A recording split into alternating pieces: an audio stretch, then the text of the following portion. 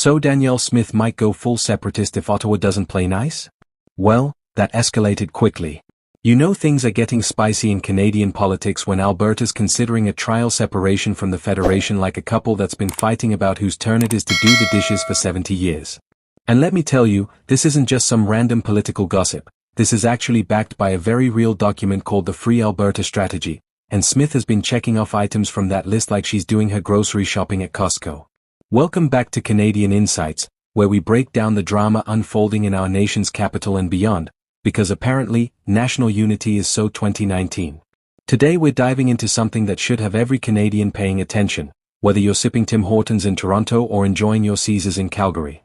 We're talking about the possibility, the actual documented possibility, that Alberta's Premier Danielle Smith could pivot towards separatism if negotiations with Ottawa fall apart. And before you dismiss this as political theatre, let me remind you that politics is theatre, just with worse lighting and higher stakes. Let's rewind for a second because context matters, even if it's less fun than the drama. The Free Alberta Strategy isn't some manifesto scribbled on a napkin at a pub after one too many pilsners. This is a legitimate policy document that's been floating around conservative circles in Alberta for a while now, and it's basically a roadmap for how Alberta could assert more autonomy from federal control. Think of it as a choose-your-own-adventure book, except every path leads to a constitutional headache and possibly the breakup of the country. No pressure. Now, Don Braid, a veteran political columnist who's seen more Alberta premiers than most of us have seen Netflix series, has pointed out something fascinating. Smith isn't just casually aware of this document, she's actively following it. It's like she's got the Free Alberta Strategy taped to her bathroom mirror right next to her motivational quotes about oil and gas. The consistency is there, the pattern is clear, and if you've been watching her moves since she took office, you'd notice she's ticking boxes on this thing like a pilot going through a pre-flight checklist. So what exactly has Smith been doing that aligns with this strategy? Buckle up, because the list is longer than a Saskatchewan highway. First off, there's the Alberta Sovereignty Act, which sounds like something out of a political thriller but is actually very real legislation that gives Alberta the power to refuse federal laws it deems unconstitutional or harmful to provincial interests. Ottawa loved that one about as much as a vegan loves a steakhouse menu. Then you've got her government's pushback on federal environmental policies, particularly around emissions caps on oil and gas. Smith has been about as cooperative on this as a cat being given a bath. She's challenged federal authority on healthcare transfers, she's been vocal about wanting Alberta to have its own pension plan separate from the Canada pension plan, and she's even floated the idea of Alberta having more control over immigration. Each of these moves, independently, could be seen as typical federal-provincial bickering. But when you line them all up, they read like chapters from the Free Alberta Strategy playbook. And here's where it gets interesting, because this isn't just about being difficult for the sake of being difficult. Smith and her supporters genuinely believe that Alberta gets a raw deal in Confederation. They look at the billions in equalization payments flowing out of Alberta to other provinces while they're being lectured about their carbon footprint, and they feel like the family member who always picks up the restaurant bill but never gets to choose where to eat. Fair or not, that grievance is real, and it's powerful political fuel.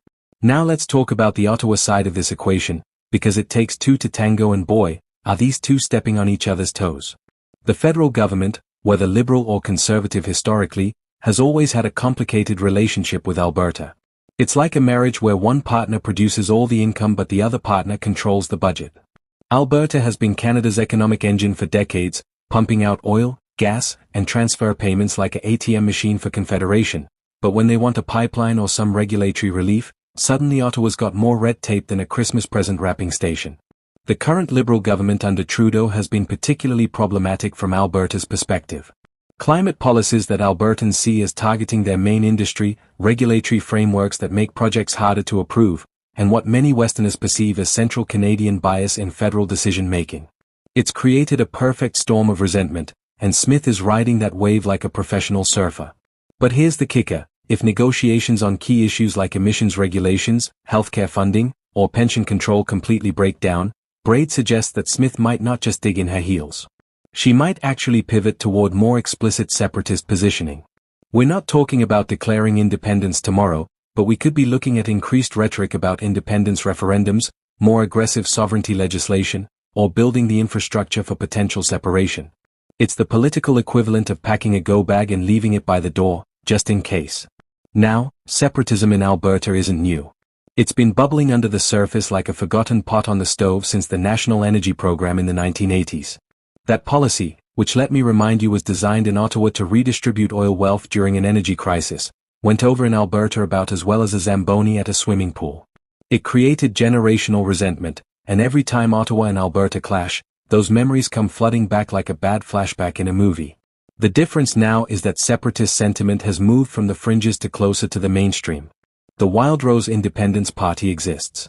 Separatist parties have run candidates.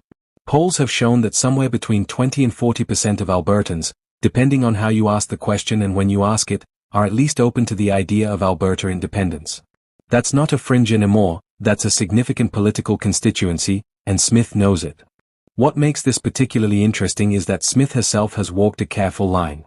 She's not standing on street corners waving a Wexit flag, but she's also not shutting down the conversation.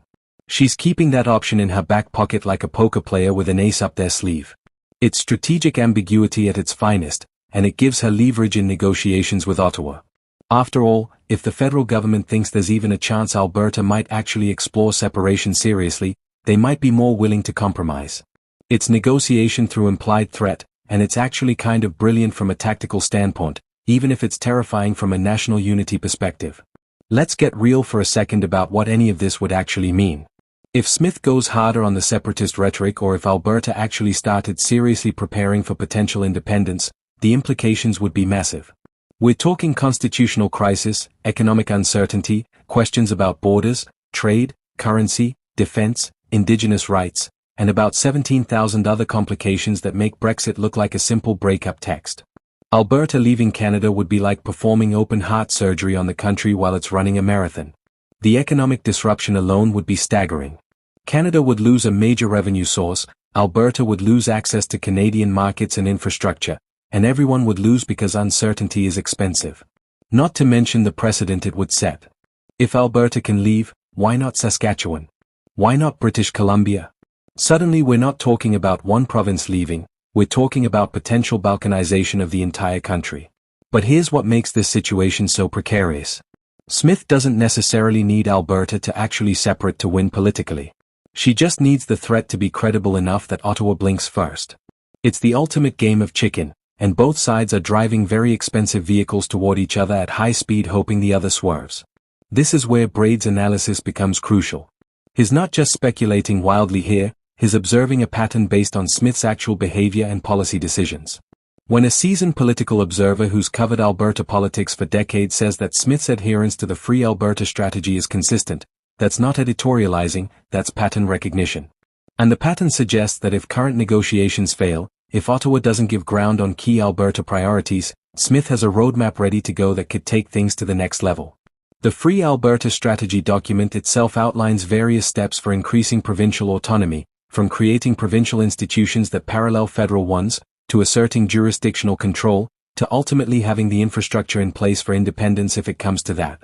Smith has been methodically working through the earlier chapters of this book, which raises the obvious question, how many chapters are left before we get to the really dramatic stuff?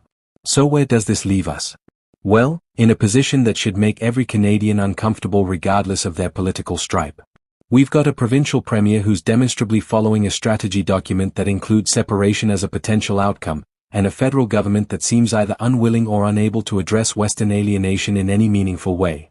It's a recipe for constitutional crisis, and we're all just watching the ingredients get mixed together hoping someone turns off the oven before things explode.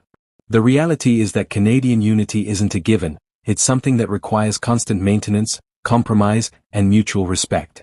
When regions feel ignored, exploited, or disrespected, separatist movements don't come from nowhere, they come from legitimate grievances that haven't been addressed.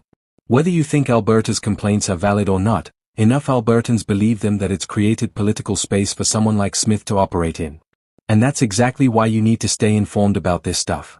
Canadian politics might not have the flashy drama of American politics, but the stakes are just as high, maybe higher because we're literally talking about whether our country stays together.